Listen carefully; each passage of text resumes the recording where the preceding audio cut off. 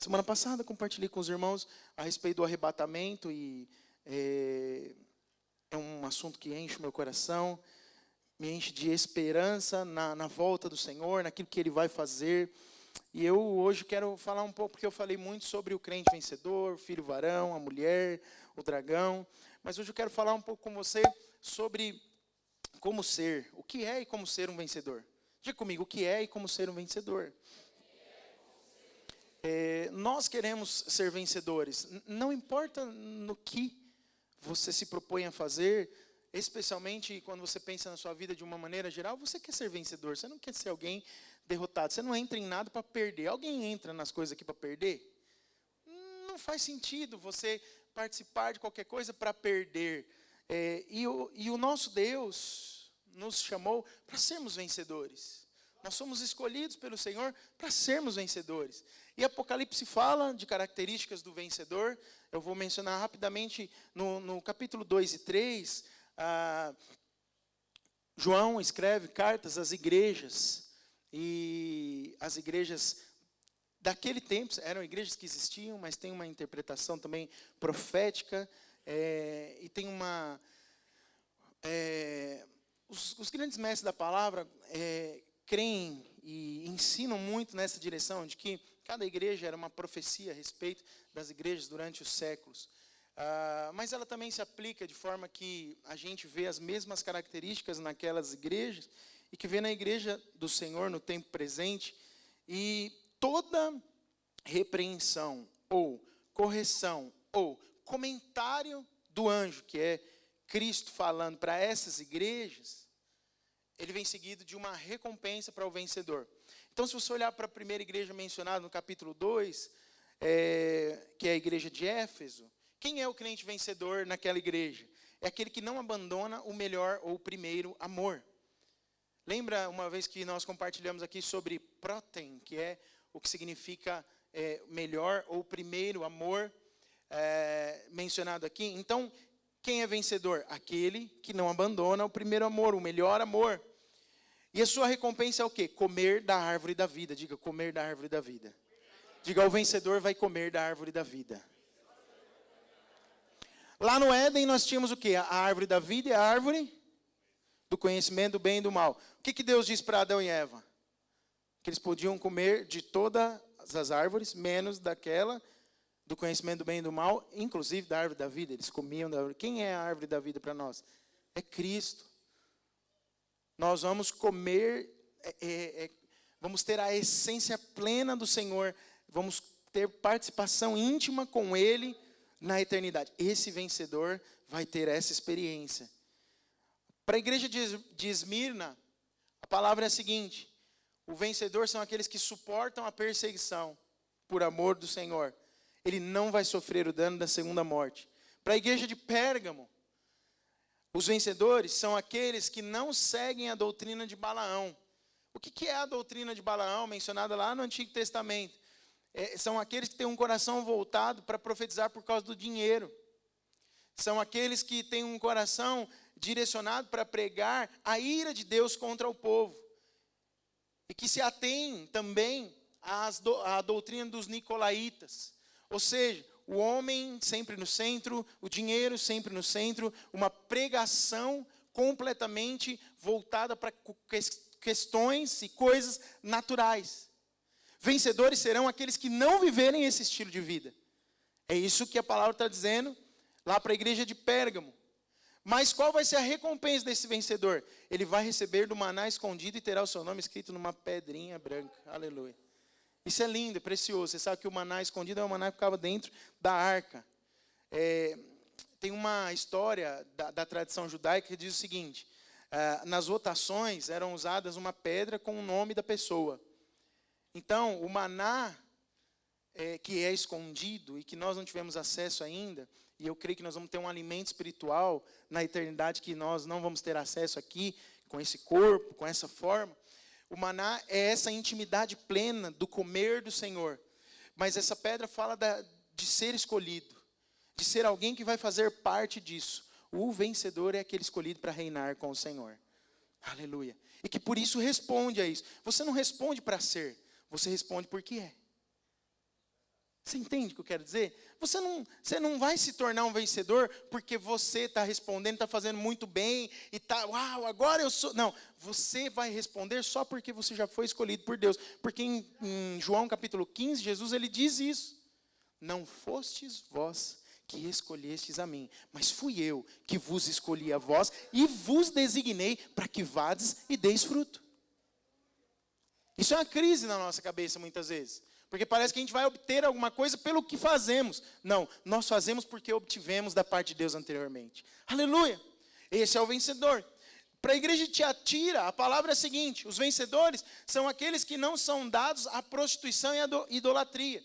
E prostituição aqui também no sentido daquele que prostitui a sua fé. Que deixa de crer na verdade de Deus, prostituindo sua própria fé. Então aqueles que não se dão a isso serão vencedores. E o vencedor governará sobre as nações, com o cetro de ferro. Isso está lá em Apocalipse 2. Eu estou descrevendo o capítulo 2 para você. Então, os vencedores governarão, comerão do maná escondido, terão intimidade com Deus, não sofrerão dano da segunda morte. A sua recompensa é comer da árvore da vida. Aleluia! Isso não queima no teu coração. Eu quero ser vencedor. Eu desejo isso para a minha vida. Para a igreja de Sardes, a Bíblia diz o seguinte: você tem um nome, mas não tem realidade. Vencedor, então, é aquele que tem realidade. Tem nome, mas tem realidade. A igreja de Sardes era uma igreja que tinha um nome de que fazia tudo bem do jeito que devia ser feito, mas não tinha realidade.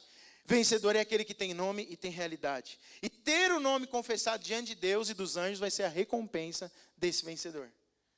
Você sabe que ter o nome, a Bíblia nesse trecho, eu anotei aqui, Apocalipse 3 já, para a igreja de Sardes, versículos 5 e 6. Não precisamos ler, não. A Bíblia fala que esse terá o seu nome, não terá o seu nome em hipótese alguma tirado, terá o seu nome escrito no livro da vida, mas Deus confessará o seu nome, Cristo confessará o seu nome diante de Deus e diante dos anjos. Ter o nome escrito no livro da vida fala de ser salvo. Amém? Quantos têm o nome escrito no livro da vida aqui? Digam amém. Agora, ter o nome confessado diante de Deus e diante dos anjos, você já imaginou? Cristo diante de Deus e diante dos anjos, fala assim: eu quero dizer aqui o nome do Rodrigo, servo amado, aleluia. Agora põe o seu nome na frase. Isso é honra. Ter o seu nome dito por Cristo diante de Deus, diante dos anjos, isso é honra. O vencedor é aquele que vai ser honrado quando estiver diante do Senhor. Aleluia. Aleluia. Eu creio que muitos terão o seu nome confessado por Cristo. Aleluia. Eu quero ter o meu nome confessado pelo Senhor e você. Aleluia. E por fim, a igreja de Filadélfia. A Bíblia diz que era uma igreja que tinha pouca força, mas que guardou a palavra da perseverança. Se você reparar, Esmina e Filadélfia não são repreendidas na carta que recebem. Mas existem algumas características. E a de Filadélfia é que tinha pouca força, mas ela guardou a perseverança. E por isso foi guardada da tribulação. Aquele que guarda a palavra da perseverança, ou seja, você vai até o final crendo naquilo que Deus falou, você vai ser guardado da tribulação. Esse é um princípio espiritual que se aplica, inclusive, não só para o reino, mas se aplica na nossa vida aqui. Quando nós guardamos a palavra, perseverando naquilo que o Senhor falou conosco, nós somos guardados de tribulações. Quando nós metemos o pé pelas mãos e resolvemos fazer alguma coisa que não está de acordo com aquela palavra que deveríamos guardar, nós sofreremos tribulações. Acaba sendo algo inevitável. E aí vivemos uma vida de derrotas, de lutas. Então esses são os vencedores mencionados em Apocalipse, mas eu quero ler com você agora um texto bíblico de Gálatas capítulo 5.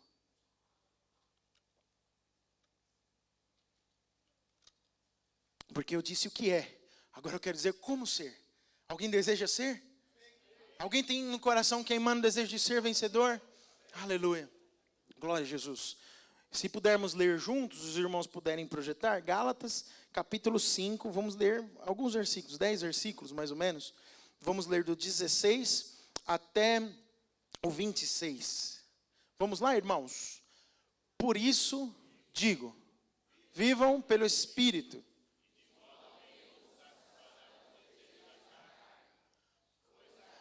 Irmãos, me dá um minuto só. Eu não queria na NVI, não. Eu queria na RA, por favor. Consegue mudar aí? Muito complicado. Está bem diferente. Isso, melhor. Volta no 16. Vamos ler de novo. Vamos lá. mas é Gálatas. Gálatas 5:16. Amém. Não, amém.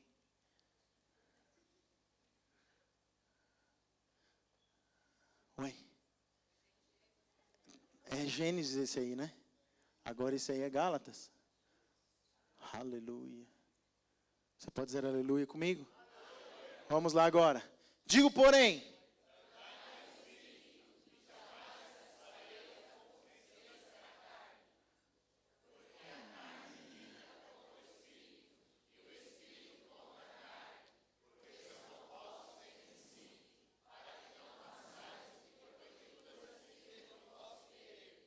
Mas se sois guiados pelo Espírito, não estáis sob a lei.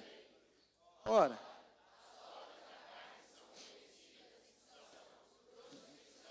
impureza, lascívia, idolatria, feitiçarias, inimizades, porfias, ciúmes, iras, discórdia, dissensões, facções, invejas, bebedices, glutonarias e coisas semelhantes a estas.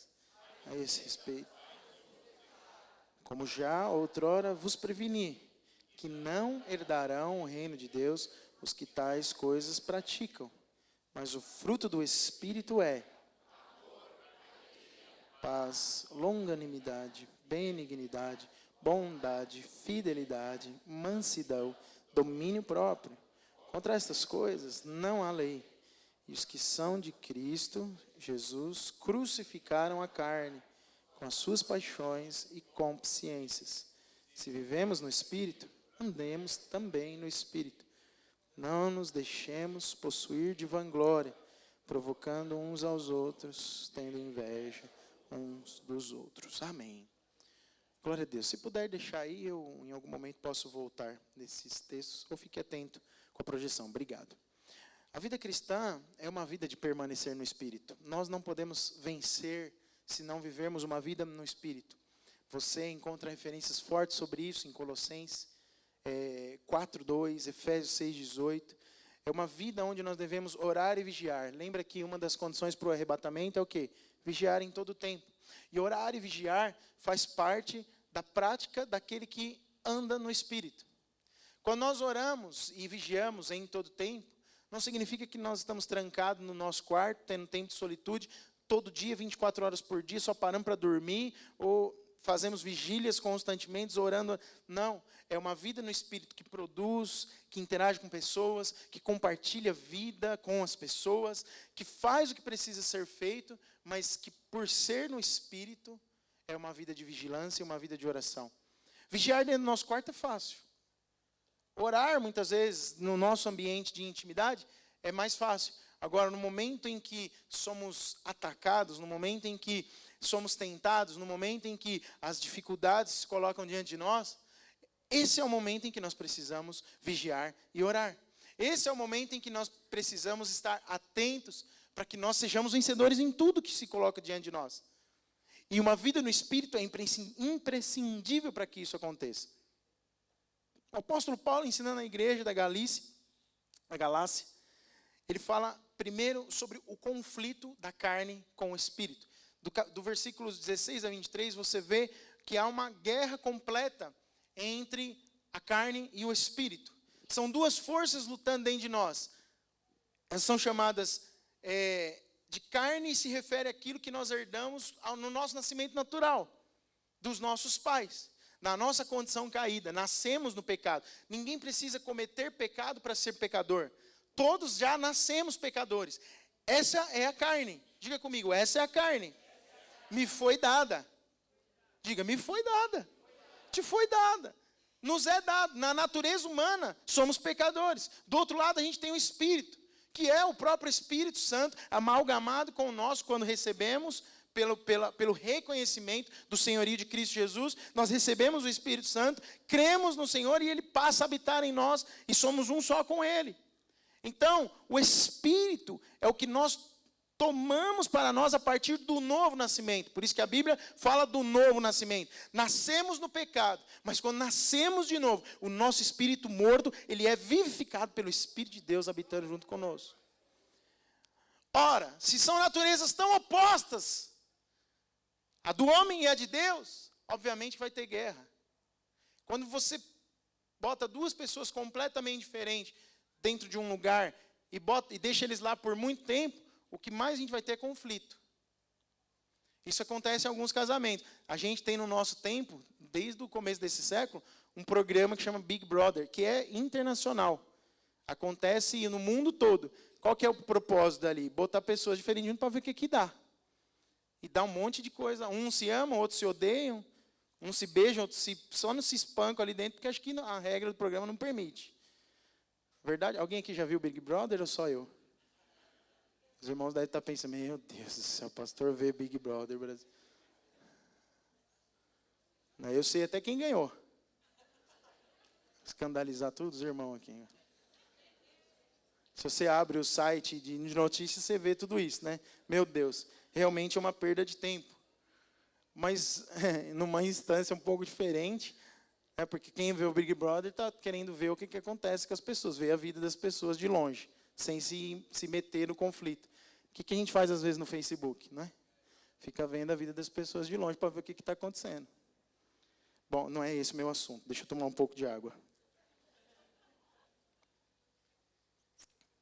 Então, é inevitável o conflito quando você bota duas pessoas ou mistura duas naturezas, e é isso que exatamente acontece com a carne e com o espírito. E esses dois vivem em ferrenha oposição. Diga, a carne é opositora do espírito. E o espírito se opõe à carne também. Quais são as obras da carne? Aí o apóstolo Paulo vai explicar sobre isso. Quero falar um pouco com você sobre isso, dividindo em alguns grupos aqui para a gente meditar um pouco sobre o assunto. Lembre-se, nós queremos ser vencedores. O vencedor, você sabe que eu meditando sobre isso, na hora do louvor estava orando, e me veio uma frase no coração, e eu tenho certeza que é isso. O vencedor não é aquele que faz nada, o vencedor é aquele que gera. Preste atenção, olha aqui para mim, todo mundo. O vencedor não é aquele que faz, o vencedor é aquele que gera. Por quê? Porque obra fala de algo que tem que fazer. Eu mesmo repito muitas vezes, você tem feito a obra que Deus tem colocado nas suas mãos. Você sabe o que eu tenho meditado nesses dias? Que nós não fazemos a obra que Deus colocou na nossa mão para fazer. Porque eu também tenho dito que a obra nós fazemos pelo Espírito, pela graça fazemos a obra. Então, você não faz, a obra da carne ela é feita. Mas a obra do Espírito não tem nem, ela é feita pelo Espírito por meio do gerar. Porque o fruto se gera, o fruto não se faz. Nós somos incapazes de fazer fruto do Espírito. Mas nós podemos, com a ajuda do Senhor, viver uma vida no Espírito que vai produzir o fruto certo. E esse fruto certo faz a obra que precisa ser feita. Aí a equação fecha, não sou eu fazendo, é o Espírito fazendo. Quando há o Espírito fluindo em mim, eu me torno vencedor, porque eu gero o fruto esperado daquele que vive com a seiva do Espírito correndo dentro das suas veias, dentro do seu ser, e ele gera o fruto sem perceber. Você ama sem saber que está amando. Você é manso sem saber que é manso. Você tem longanimidade sem saber que é longânimo. Simplesmente as pessoas testificam daquilo que você está gerando, sem se esforçar 1 milímetro para ser. Você está fazendo pelo Espírito. Essa acho que era a conclusão da palavra, né? Que Deus falou comigo. Aleluia. Mas quais são as obras da carne? Vamos entender o que são obras da carne. Primeiro grupo. A gente tem uma área relacionada com o sexo. Paulo fala claramente aqui, a prostituição, impureza e lascívia, no versículo 19. A palavra prostituição aqui é porneia no original, que pode ser traduzida como fornicação. Fornicação é o quê? É o ato sexual praticado por pessoas fora do casamento. Pessoas praticando sexo fora do casamento praticam porneia, praticam fornicação.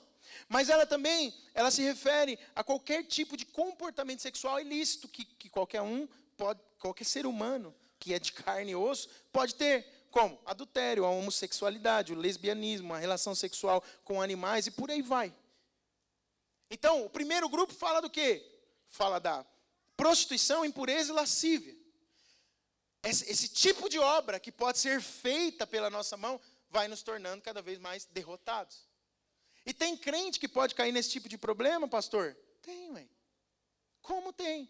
Isso pode acontecer com você? Pode, não vigia. Dê lugar e ocasião à carne. Faça provisão para a tua carne e você verá. Por que a gente tenta ser vigilante? Por exemplo, eu falo isso muito com os irmãos casados. Com solteiros também, mas especialmente com os casados. Irmãos, não dê carona para uma moça ou para uma mulher casada, que não seja a sua. Para a sua mulher, você dá carona, viu? Aliás, não dá carona não. Você anda com ela onde ela quiser, que é melhor para você. Agora, não é sábio eu ficar por aí andando com uma irmã casada da igreja. É sábio? Sim ou não? Nem com a minha sogra, eu evito. Nunca carreguei. Olha, ela está reclamando ali que eu nunca carreguei ela. Ô, Jesus. Eu vou te levar só para o hospital. Já fui para o hospital, passei uma noite lá com a senhora. Mas a gente tem que fugir da aparência do mal de qualquer forma. Se eu for precisar de uma emergência, o que eu faço? Levo um dos meus filhos? Levo alguém junto? Levo outra mulher? Faça alguma coisa. Por quê? Porque isso pode ser provisão para a carne. Isso pode funcionar também entre solteiros, se vocês não têm um compromisso firmado, ficar por aí andando de carro para cima e para baixo, parando o carro de vez em quando. Isso pode não acontecer nada, mas é provisão para a carne. Quantos concordam com o que eu estou dizendo? Nós não podemos fazer provisão para a carne, porque quando fazemos provisão para a carne, corremos o risco de incorrer nessa obra da carne. E incorrer nessa obra da carne fala do quê? Fala de ser um derrotado e não um vencedor. Quantos entendem o que eu estou dizendo? Digam amém. A palavra impureza pode ser traduzida por comportamento anormal. Então, a impureza é o comportamento fora do normal, do que, por exemplo, o marido ou a esposa, né, que não tem, que tem dificuldades no relacionamento com o marido, não tem intimidade de toda a natureza, nem intimidade de conversar. E aí isso pode desembocar na impureza de um ou de outro. O comportamento anormal na questão sexual. Eu não vou entrar muito no detalhe disso, mas a impureza aqui tem esse significado da palavra. Um comportamento anormal no seu comportamento sexual. E a lascívia significa que poderia ter sido até traduzido assim como indecência. É o comportamento indecoroso. Alguém que é indecoroso na sua maneira de vestir, na sua maneira de falar, na sua maneira de tratar as pessoas, nas suas brincadeiras. Só pensa brincadeira de duplo sentido. É muito normal isso no mundo, não é normal? Toda hora a brincadeira ela tem duplo sentido.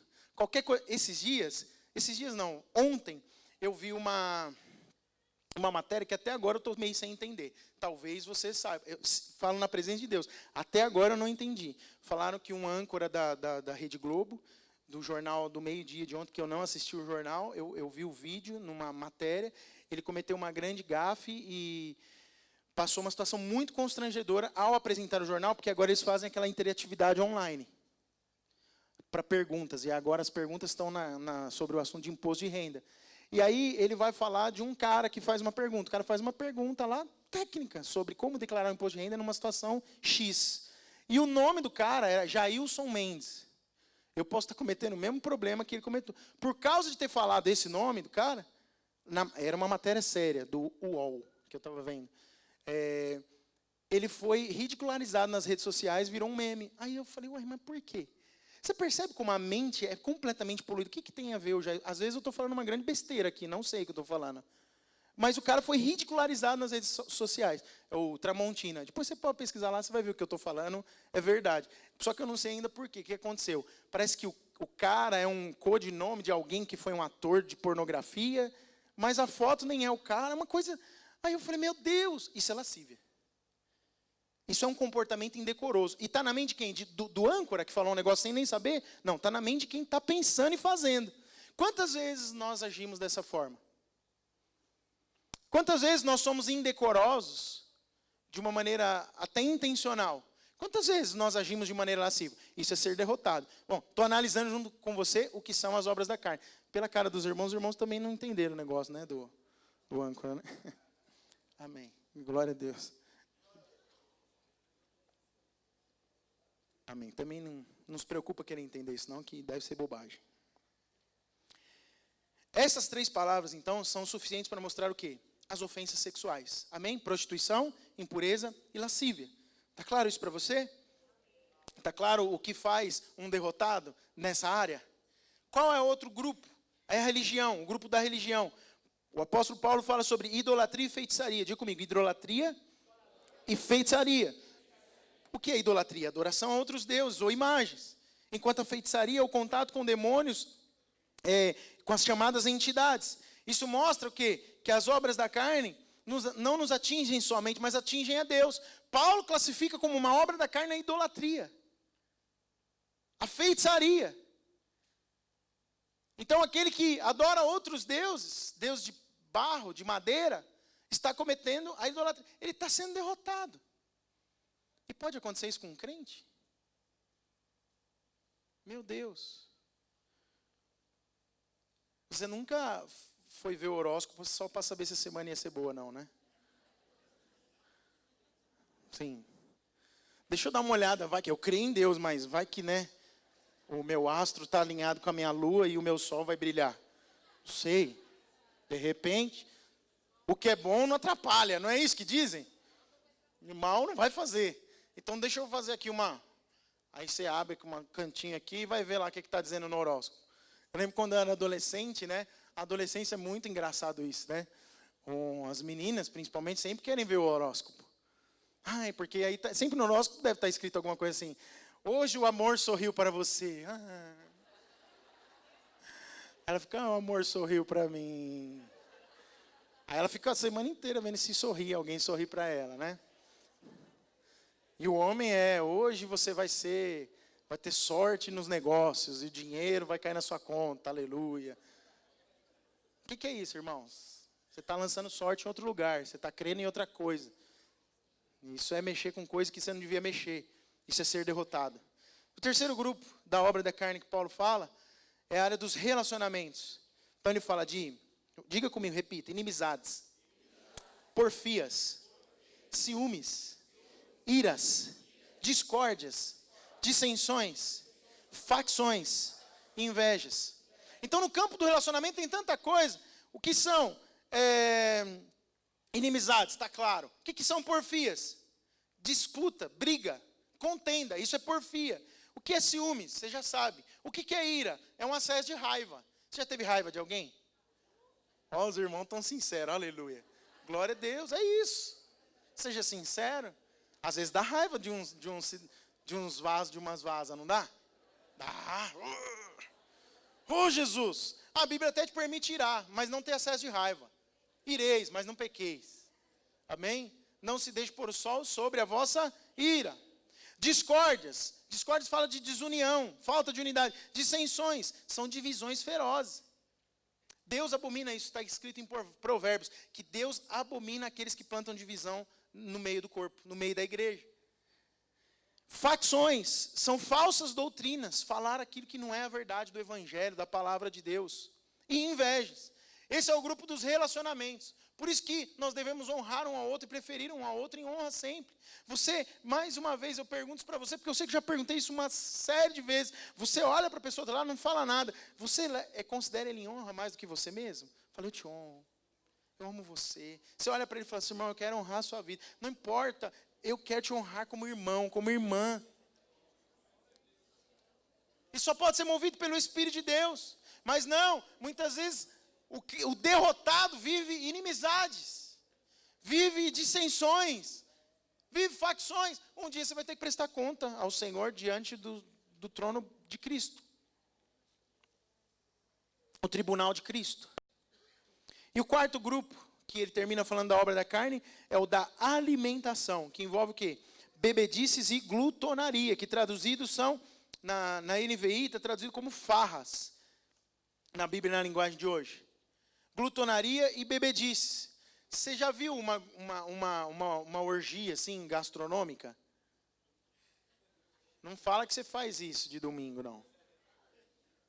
Mas sabe aquela coisa de esbanjar, tem uns vídeos na internet aí, os meninos às vezes têm uns canais lá, que os caras competem quem come mais cachorro-quente, aí um vai lá e come 50. Já viu essas coisas assim? Aí come um hambúrguer que é do tamanho dessa caixa de som, aí compete quem come 3 desses, de uma vez só. Aí o cara come e vomita. E tá. O que ele está fazendo com o corpo dele, de igual forma? E as pessoas que não... Vocês ficaram sabendo de um jovem que morreu? Eu fiquei sabendo ontem disso. Meu Deus do céu, me fugiu agora quem ele é. Ele é um artista aí. Que ele compôs uma música muito famosa no ano de 2014, eu acho. So Wake Me Up When All... O jovenzinho, deve ter uns 24 anos, o jovem morreu com uma doença por causa do excesso de álcool. Mas bebeu tanto, quem sabe o nome dele? Fala um só. Avide, tá vendo? Tem quem sabe. Ele era DJ. Irmão, você ouvia ele? Não, é que você sabia, né? Não, com você eu tenho essa liberdade de perguntar assim. Não, mas eu já ouvi essa música dele, que é muito famosa. E aí o rapaz, quantos anos ele tinha? Uns 25? 28 anos. Os médicos falaram que ele bebeu tanto, que o fígado dele virou nada. Foi acabando. Isso é uma vida de vitória?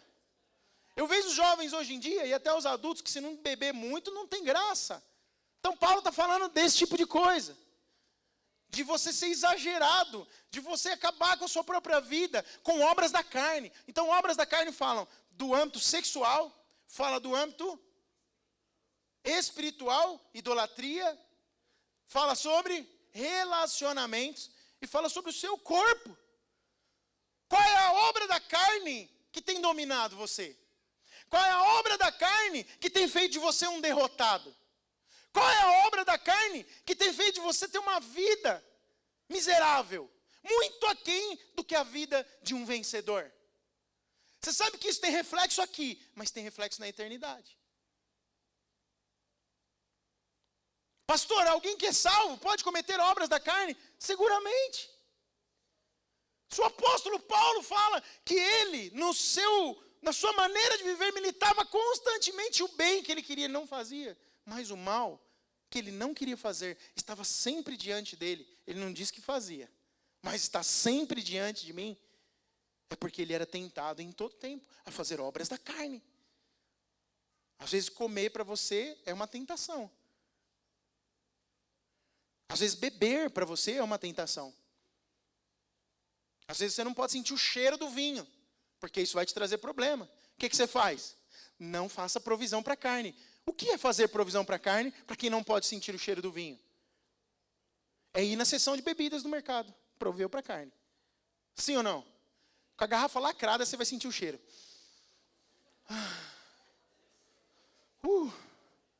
Deixa eu sair daqui. Aí vai para a Coca-Cola, né? Isso, vai para a Coca-Cola. Mas vai para a Coca-Cola e seja um vencedor. É melhor ser Nutella, vencedor, do que cachaceiro derrotado. Não é verdade? Porque não vai ser raiz também só porque bebe muito. Raiz é quem vence as obras da carne. E as obras da carne, mais uma vez eu digo para você, não é fazendo a obra do Espírito. Porque a obra do Espírito não se faz, e é sobre isso que eu quero falar agora. Uma outra forma, eu já falei sobre isso. Nós classificamos a obra da carne, ela toca todas as áreas. Então, primeiro, na área sexual, da nossa vida. Depois, na espiritual, com a idolatria, adorando outros deuses e com feitiçaria. Depois, nos relacionamentos, na nossa alma, nas nossas emoções. E por fim, no nosso corpo. Com as bebedices, com a glutonaria, acabando, destruindo com nós. Assim como as sexuais também destroem o nosso corpo. Quantas pessoas têm o corpo destruído por causa de doenças que pegam e às vezes dura a vida toda? Ficam enfermos o resto da vida, porque viveram muitas orgias sexuais. Mas glória a Deus, porque depois na nova aliança nós podemos até ser libertos dessas enfermidades. Se crer, tudo é possível ao que crer. Isso é amor demais, essa graça que nos favorece é enorme demais.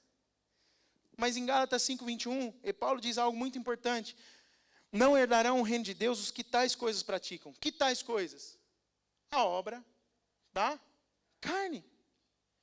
E o que é não herdar o reino de Deus? É não fazer parte do reino milenar de Cristo, como um vencedor. Quando o apóstolo está dizendo isso aqui, não é com relação à salvação, é alguém que não vai ser vencedor. Quantos aqui querem ser vencedores? Isso é muito sério. Isso nos chama a atenção. Deus quer que nós sejamos vencedores, mas nós precisamos vigiar em todo tempo para não ficar fazendo a obra da carne. A herança do reino e o galardão e a recompensa são para aqueles que vão receber no milênio. Você quer galardão? Você quer recompensa? Você pode até fazer parte do reino sem recompensa. Eu quero ser recompensado, eu quero ter o meu nome confessado, eu quero reinar com o Senhor numa posição daquele que honrou o nome do Senhor e não praticou, não teve prazer, não se deu, não viveu a obra da carne, mas viveu pelo Espírito. E aí, a Bíblia continua nos versículos 22 e 23. O fruto do Espírito, diga comigo, o fruto do Espírito. Olha só que interessante. Eu já disse isso para você, mas o que a obra faz é o quê? O que a carne faz são o quê? Obras. E o que o Espírito gera é o quê? Fruto. Por quê? Porque fruto ele procede de vida. Você consegue explicar, assim, de maneira prática e rápida, como é que o fruto aparece na árvore? Como é que o limão aparece no limoeiro? Como é que a manga aparece na mangueira? Como é que a laranja aparece na laranjeira? Você planta a semente, a árvore cresce, os galhos aparecem, as folhas vêm, parece um brotinho, e aí começa a nascer um fruto. A gente tem um pé de jabuticaba lá em casa, acredite. E a jabuticaba de lá de casa é doce. Boa. Só que só dá para 4 pessoas. Problema é isso. É porque ela está num vaso, né? Agora fiquei mal com os irmãos, né? Fui egoísta, né? Meu Deus. Vou aprender com a máquina de café. Não pode ter esse egoísmo todo. E dá tão pouquinho, esses dias o Heitor fez a colheita lá, deu uma bandeja, né? Uma bacia de a gente nem viu nascer. O irmão Everaldo, cadê o irmão Everaldo? É o nosso agricultor, sábio agricultor aqui. Ele passou lá em casa, depois que o irmão Everaldo passou lá em casa, fez a poda, adubou a terra e ensinou quanto tempo que a gente tinha que regar as coisas, começou a dar fruta lá em casa. O irmão Everaldo, o senhor é violento, viu? Aleluia. Mas é verdade, ele mudou a aparência, né, do nosso jardim, das plantas lá. Ele falou, essa jabuticabeira vai dar, e deu, hein? Docinha e boa. Eu fiquei com medo de comer, eu falei, será que isso aqui não tem agrotóxico? Será que isso aqui não vai dar algum problema em mim? Mas, eu não sei explicar direito para você como é. Simplesmente a gente cuidou, o fruto veio. E o cuidado nosso foi mínimo. Depois de adubar da terra, depois de plantar a árvore, e que ela já estava ali, a gente só tinha o trabalho de regar. Porque se não rega também a bichinha geme. Às vezes se você tem planta, não é o caso da jabuticabeira, se você fica sem regar, o que acontece? Desmaia. Já viu planta desmaiada? Tem umas lá que às vezes a gente chega em casa, ela está assim. Aí o que eu faço? Ponho água. Quando eu ponho água nela, não dá uma hora, ela já está assim. Aí põe mais um pouquinho, ela já fica. Falei, voltou, aleluia. A massagem cardíaca na bichinha, né? É interessante isso. Mas sabe o que acontece? Por que eu estou falando disso para você? Porque a gente não vê muito o fruto nascer. Você vai dormir, no outro dia você acorda, ele nasceu. Você não percebe muito o fruto nascer. E quando Paulo está falando sobre aquilo, ele divide em 3 grupos. Podemos dividir isso em 3 grupos. Não é que ele divide. Nós podemos dividir em 3 grupos. O fruto do Espírito. Porque ele diz, o fruto no singular. Quando ele fala as obras da carne, obras que são feitas pela mão humana, ele está falando de coisas que podem ser feitas. Mas quando ele fala do Espírito e que o Espírito gera em nós, ele fala o fruto do Espírito. E ele começa com a palavra primordial, que ele já se refere numa outra carta dizendo que é o mais importante, amor. Ele diz, portanto ficam o amor, a fé e a esperança, mas o mais importante é o amor. E aí quando ele vai ensinar sobre o fruto do Espírito, ele fala, o fruto do Espírito é amor. Amor, se você pensar bem mesmo, quem ama genuinamente como o Senhor ensinou a amar, gera o fruto do Espírito. Vamos ver. Primeiro grupo, a gente pode falar de amor, alegria e paz. O fruto do Espírito, isso mostra que é derivado, todos os gominhos, vamos chamar assim, do fruto do Espírito, é derivado do amor. E aí, ele continua dizendo, alegria e paz. Alguém que ama, alguém que incondicionalmente ama, ele consegue ter paz no coração, mesmo que as circunstâncias digam o contrário. Se você ama alguém, e se você ama, você só ama porque você se sentiu amado primeiro.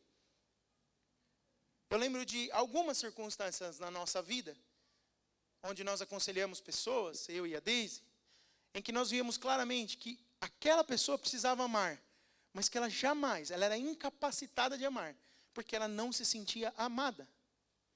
Quando você não se sente amado, e quando você não sabe o quanto você é amado por Deus, você é incapaz de amar outras pessoas. O seu coração fica fechado para dar amor, quando você não percebe que você é amado. Por isso que nós estimulamos muito a demonstração de amor uns para com os outros. As pessoas se sentem amadas por Deus quando se relacionam conosco, porque nós manifestamos amor na vida das pessoas, sim ou não? Mas esse amor vem de quem? Vem do Senhor. A essência, o topo da pirâmide aqui é o amor de Deus. Alguém entendeu o amor de Deus? Hoje eu entendo perfeitamente o amor de Deus pela minha vida. Então é mais fácil eu amar. Talvez você entrou aqui hoje com dificuldade de amar, mas alguém deu um sorriso para você de manhã e falou, eu amo você, seja bem-vindo aqui. Talvez você está aqui há muito tempo já e alguém olhou para você hoje de manhã e falou, como é bom ter você aqui hoje de novo, eu te amo em nome de Jesus, me dá um abraço.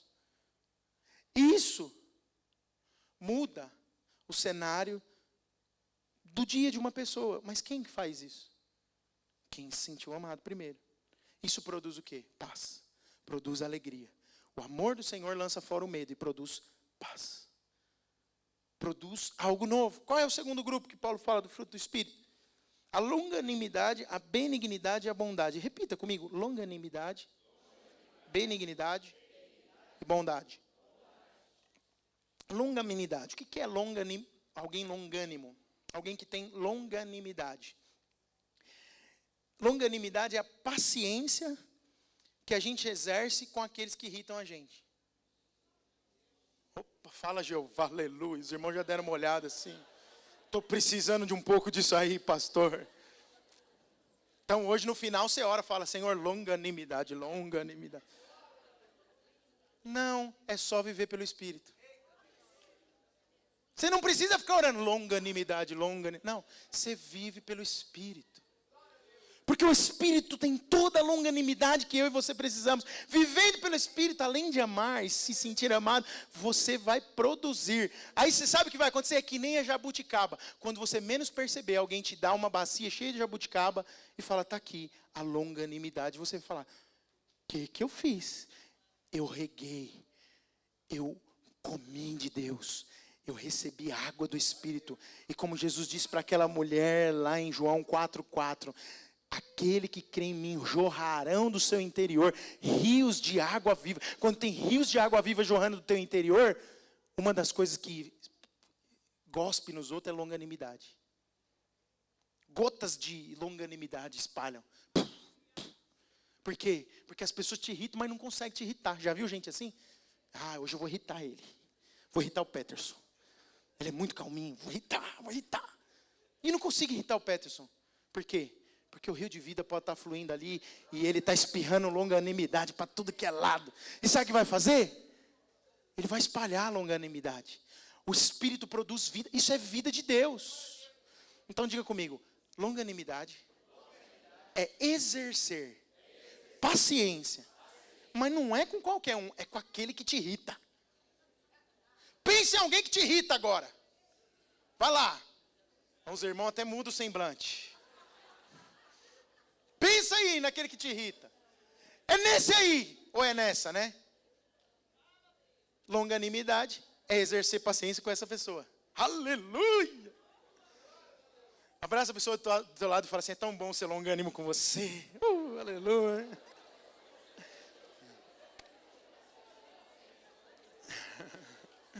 Glória a Deus.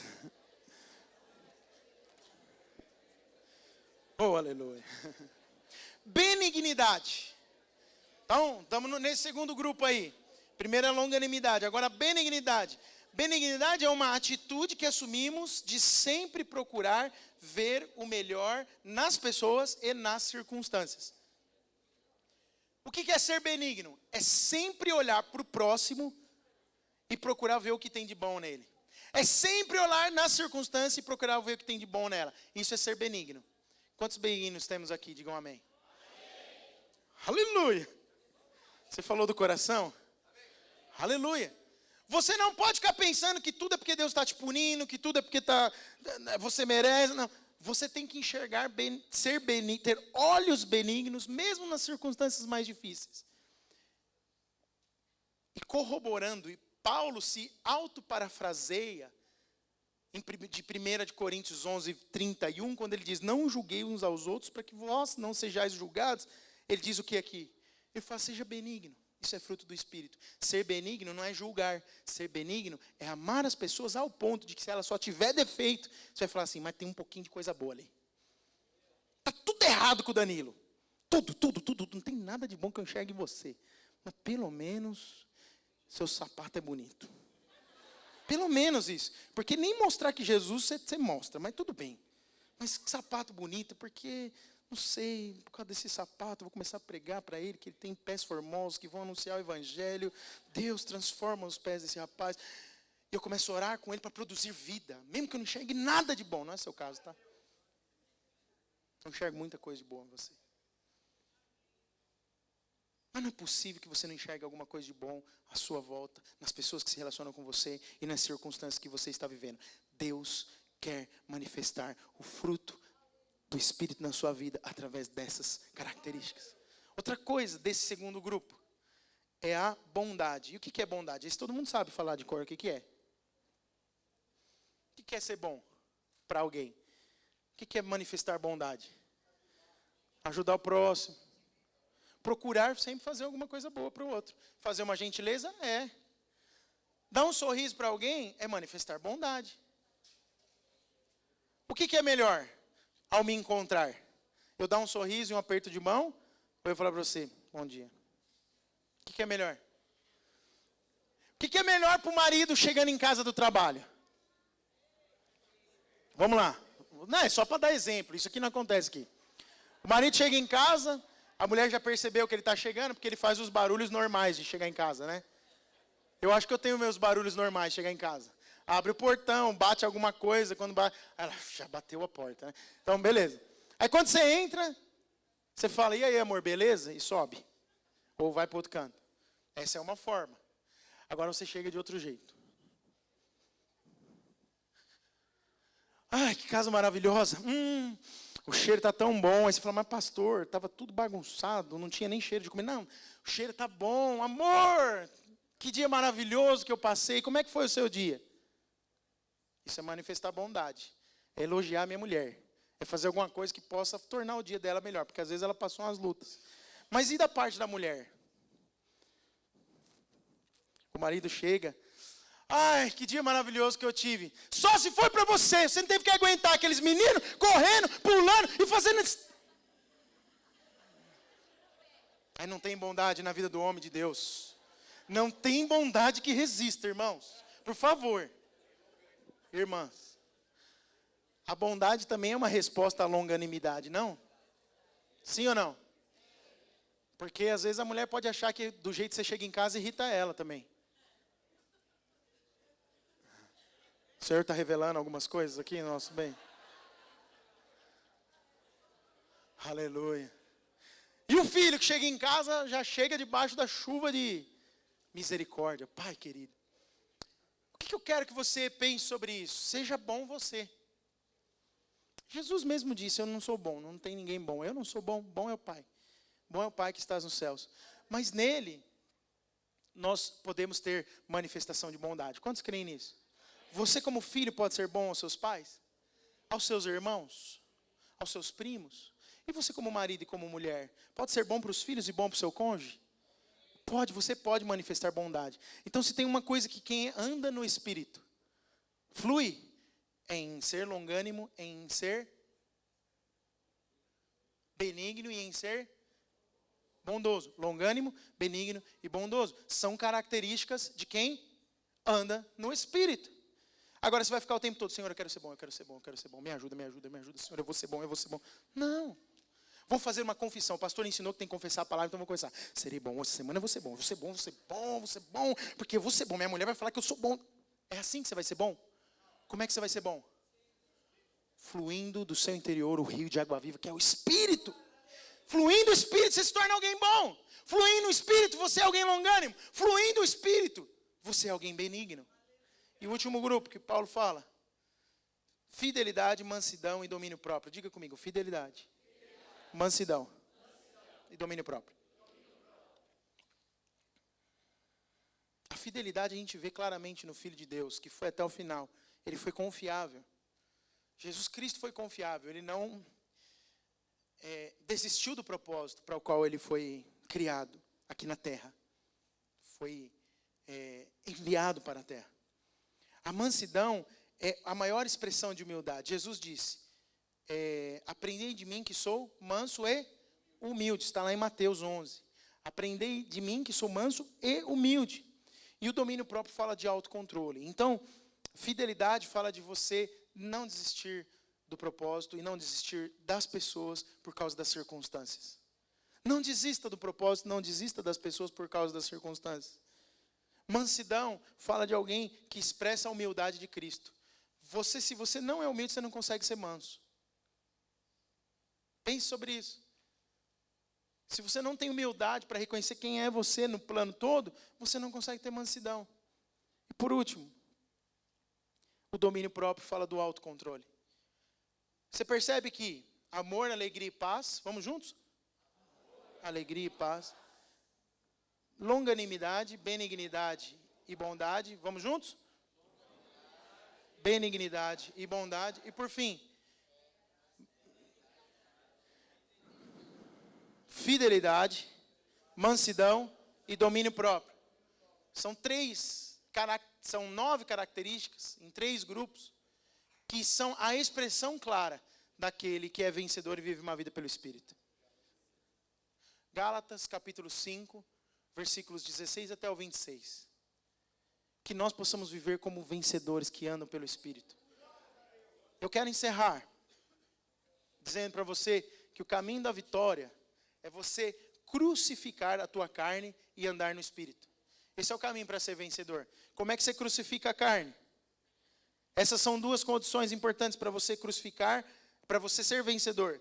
É crucificar a carne e andar no Espírito. Diga comigo, crucificar a carne e andar no Espírito. As obras da carne são sabidas. Paulo fala isso, são conhecidas. E ele explicita todas elas. E ele não exaure, ainda há outras. A mesma coisa ele fala com o fruto do Espírito. Mas ele diz o seguinte: as obras são essas, são conhecidas. E o fruto do Espírito é esse. Então, faz obra da carne quem vive assim, e gera fruto do Espírito quem vive assim.